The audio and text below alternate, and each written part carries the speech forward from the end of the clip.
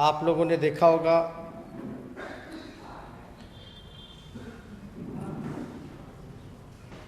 कि हमने जो भी चर्चाएं की, जो भी मुद्दे रखे, जो रोड मैप विजन के साथ आप सभी लोगों को हमने बताया, महागठबंधन के सभी साथियों ने ये बोला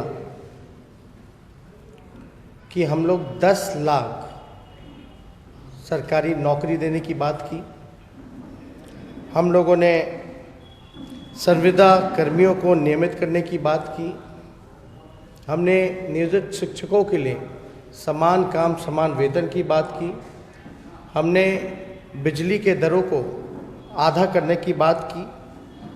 हमने जीविका दीदी, आशा कर्मी, आंगनबाड़ी सेविका, आंगनबाड़ी सहायिका, उर्दू शिक्षक, कार्यपालक सहायक, सांख्यिकी स्वयंसेवक, लाइब्रेरियन, रसोइया सहित तमाम अन्य साथियों को मानदेय बढ़ोतरी की बात की और नियमित करने की बात की। हम लोगों ने किसान, मजदूर, कृषि ऋण माफ़ करने की बात की, किसानों की बात की, नौजवानों की बात की, शिक्षा पे लगभग जो बजट का बिहार का कुल जो आंकड़ा निकल कर के आता है वो लगभग पूरे बजट का 22% जो होगा वो शिक्षा पे हम लोग जो है खर्च करने का काम करेंगे। इसकी भी हम लोगों ने चर्चाएं की हैं। हमने किसान आयोग बनाने की बात की, व्यावसायिक आयोग बनाने की बात की, युवा आयोग और खेल आयोग बनाने की बात की है। हमने देश में हर राज्य में कर्पूरी श्रमवीर सहायता केंद्र बनाने की बात की। हमने सरकारी नौकरियों में स्थानीय नीति को लागू करने की बात की। लगभग 85% आरक्षण स्थानीय अभ्यर्थियों को सुनिश्चित हो, इसकी हम लोगों ने चर्चा की। मिथिलांचल में हम लोगों ने जननायक स्वर्गीय कर्पूरी ठाकुर के नाम पर एक विश्वविद्यालय की स्थापना की बात की। हम लोगों ने बिहार के सभी इलाकों, खास तौर पर सारहन, तिरहुत, सीमांचल, मिथिलांचल और कोसी में प्रतिवर्ष आने वाली बाढ़ के समाधान हेतु अंतर्राष्ट्रीय विशेषज्ञों के साथ मिलकर कार्य करने का निर्णय लिया है और इसकी भी हम लोगों ने चर्चा की है। हमने उपेक्षित सीमांचल और कोसी क्षेत्रों के स्वर्गीय विकास के लिए सीमांचल विकास आयोग और कोसी विकास आयोग की गठन करने की हम लोगों ने बात की है। और आप लोग देखिएगा, जो बिहार की ज़रूरत है, जो बिहार के लोगों की इच्छाएं हैं, जो मुद्दे हैं ज़मीनी, जिससे बिहार बेहतर बन सकता है, अच्छी शिक्षा मिले, अच्छा अस्पताल हो, हर प्रमंडलीय में सुपर स्पेशलिस्ट हॉस्पिटल हो, इन सारी चीज़ों की हम लोगों ने चर्चा की है।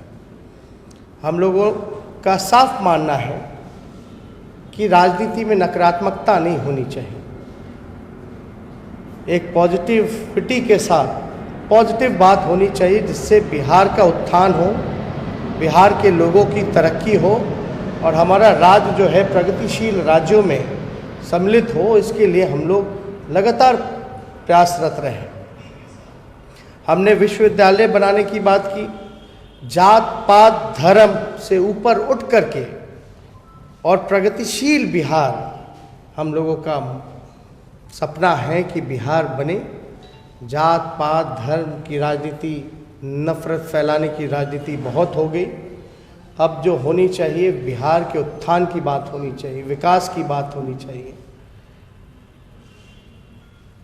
लगातार लोगों का जो प्यार, समर्थन, आशीर्वाद और जो जन सैलाब हमारे रैलियों में देखने को मिला, साफ तौर पे ये दर्शाता है कि बिहार के लोग मौजूदा एनडीए सरकार, डबल इंजन की सरकार से ऊब चुके हैं। और मुझे पूरा भरोसा है कि मौजूदा जो सरकार है उसका जाना तय है और बिहार के लोग बदलाव चाहते हैं। और बदलाव हो करके रहेगा। ये चाहे नौजवान हो, चाहे बुज़ुर्ग हो, चाहे महिलाएं हों, चाहे मजदूर हो, किसान हो, सभी लोगों ने, चाहे व्यवसायी हो, सभी लोगों ने ये मन बनाने का काम किया है। और लगभग आपको हम बता दें 247 जनसभाएं हमने की हैं और लगभग 4 रोड शो किया है। 251 जो हमारा कार्यक्रम रहा, इतने कम दिनों के अंदर जितना संभव हो सका उतना हम लोग जनता के बीच ज़्यादा से ज़्यादा कोशिश रही कि ज़्यादा से ज़्यादा जगहों पर जा कर के अपनी बात को, अपने विज़न को रखने का काम करें। लेकिन जनता में काफ़ी ऊर्जा, जोश और ख़ास तौर पे महागठबंधन के प्रति एक उम्मीद और एक आशा, एक विश्वास जो उनके बॉडी लैंग्वेज में झलक रहा था, मुझे पूर्ण विश्वास है कि बिहार की जनता बदलाव करेगी और जो हम लोगों ने विकल्प रखा है उसको चुनने का काम करेगी। कल जब हम रैली से लौटे, हमने बयान देखा आदरणीय नीतीश कुमार जी का। उनकी शायद पूर्णिया में, दमदहा में एक सभा रही। उस सभा में वो मेरे ख्याल से आखिरी चुनावी सभा थी। उन्होंने बोला कि अब उनका आखिरी चुनाव है। हम ये कहना चाहते हैं बिहार के लोगों को कि हम शुरू दिन से एक ही बात कहते रहे हैं कि बिहार के मुख्यमंत्री थक चुके हैं, बिहार उनसे संभल नहीं रहा है। और लगातार हमने इस बात को बार बार दोहराने का काम किया, क्योंकि मुख्यमंत्री जी इतिहास के बासी पन्नों में सिमट के रह गए और हम लोगों की चिंता वर्तमान और बिहार के भविष्य की थी। लेकिन मुख्यमंत्री जी ने जो बात हम लोग कहते रहे हैं कि थक चुके हैं, संभल नहीं रहा, कल की सभा में उन्होंने खुद ही घोषणा कर दी कि अब वो राजनीति से संन्यास लेंगे। उन्होंने कहा कि संन्यास लेंगे, उनकी आखिरी चुनाव है। लेकिन हम ये कहना चाहते हैं बिहार के लोगों को, जो व्यक्ति का आखिरी चुनाव है उनको वोट देने का कोई मतलब नहीं है। क्योंकि आप देखिएगा कि कोई काउंटेबिलिटी नहीं रह जाएगी। अगर वो 5 साल बिहार बर्बाद होता है आगे का, तो जिम्मेवारी किस पे आएगी? यानी वो पहले से ही पल्ला जो है वो झाड़ने का काम कर रहे हैं। और अगर आप देखिएगा कि जो चुनाव लड़ेगा ही नहीं, उसको वोट देने का मतलब ही नहीं है। हम लोग लगातार इस चीज़ों को बड़ी मजबूती के साथ जनता के सामने रखा है कि 15 साल बिहार की जनता ने मौका दिया, फिर भी बेरोजगारी दर बिहार का 46.6, डबल इंजन की सरकार में। बिहार में अपराध बढ़ा, बिहार में भ्रष्टाचार बढ़ा, लगभग 60 घोटाले हुए, 30,000 करोड़ का बंटा ढार हुआ। आप देखिएगा बिहार में किसानों की स्थिति दयनीय हो गई, मजदूरों का अपमान किया गया। डबल इंजन की सरकार ने शिक्षा को चौपट कर दिया। यहाँ के अस्पताल खुद आईसीयू में है। हल्का सा पानी हो जाता है, सांप बिच्छू आईसीयू में घुस जाता है, पानी भर जाता है, कुत्ता जो है वो शव लेकर के अस्पताल से बाहर लेके चला जाता है। इस तरह की घटनाएं हम लोगों ने देखने का काम किया। और नीतीश कुमार जी का ये कहना कि उनका आखिरी है, तो आप समझ सकते हैं कि वो हार मान चुके हैं और हमारी बात को उन्होंने मोहर लगाने का काम किया। नीतीश जी को हम इतना कहना चाहेंगे कि अगर 15 साल आपने काम किया होता तो शायद ये ज़रूरत ना पड़ती। अभी भी ग्रेजुएशन के लिए 3 साल से भी ज़्यादा का समय लगता है, कंप्लीट नहीं हो पाता।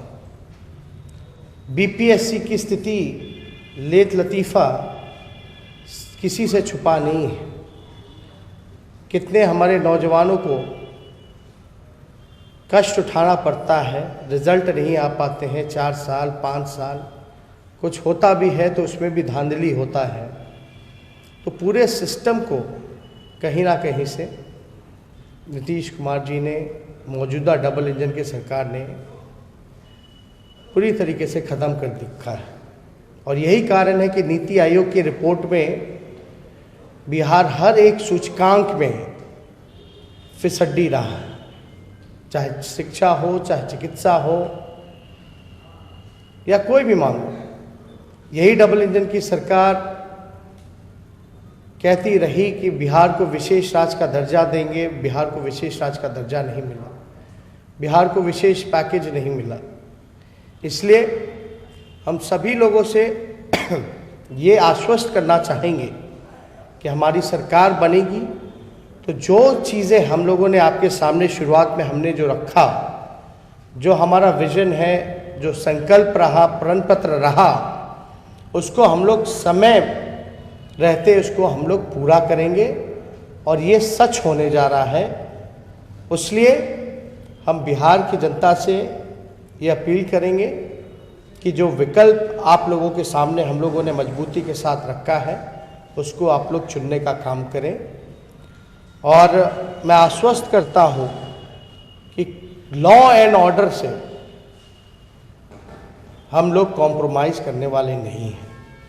जो भी दोषी होगा उस पर ठोस कार्रवाई की जाएगी। किसी भी दोषी को, साजिशकर्ता को हम लोग बख्शने का काम नहीं करेंगे। तो ज़्यादा कुछ हम नहीं कहना चाहते क्योंकि सारी बातें लगभग हम लोगों ने हर जगह पे समय समय पे हम लोगों ने करने का काम किया है। तो जितने भी हमारे सोशल मीडिया और हमारे जितने प्रेस बंधु हैं, जितने भी उपस्थित लोग हैं, उन सभी लोगों को हम धन्यवाद करना चाहेंगे। लेकिन आपको एक बात कह कर के हम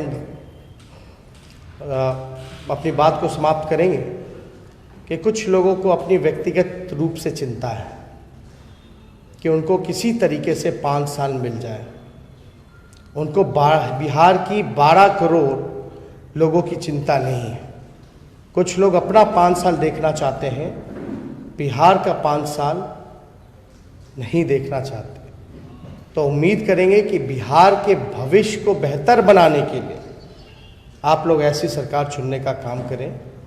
इन्हीं चंद शब्दों के साथ जिसमें बिहार का हित हो, बिहार के लोगों की तरक्की हो, एक आदमी की बात ना हो, 12 करोड़ बिहार की जनता की बात हो। बहुत बहुत धन्यवाद। जय हिंद, जय बिहार।